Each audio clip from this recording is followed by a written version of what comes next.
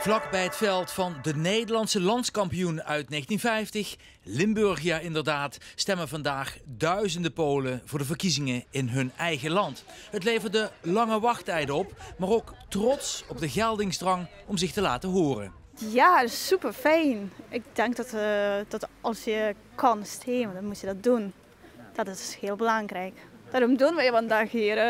Ik heb het gevoel dat het bij de Poolse mensen veel meer leeft dan bij ons als Nederlanders. Want de rij van buiten kreeg ook binnen nog een vervolg bij deze stemhokjes.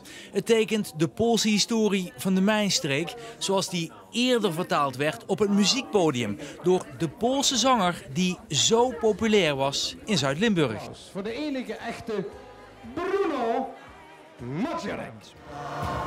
Heute Nacht muss ich dich wiedersehen. Brunsum had van oudsher al een grote Poolse gemeenschap. Dat had met name te maken met het werk in de mijnen. En op dit moment veel Polen actief voor de afzend. Maar hier in deze rij staan op dit moment ook heel veel Polen die uit de rest van Limburg komen als arbeidsmigrant.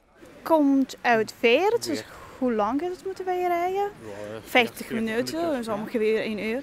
Well, I think after so many years of the ruling party, it's time for changes. So I always participate in elections. That's why I'm here. Want Agnieszka komt uit Kessel, ook een uurtje rijden. Edita had het wat dat betreft eenvoudiger. No, I am living in Brunsum, so it's alright. This is maybe 10 minutes walk. Van de 37.000 Polen die vandaag in Nederland stemmen, staan er ruim 2800 in de rij hier in Brunsum.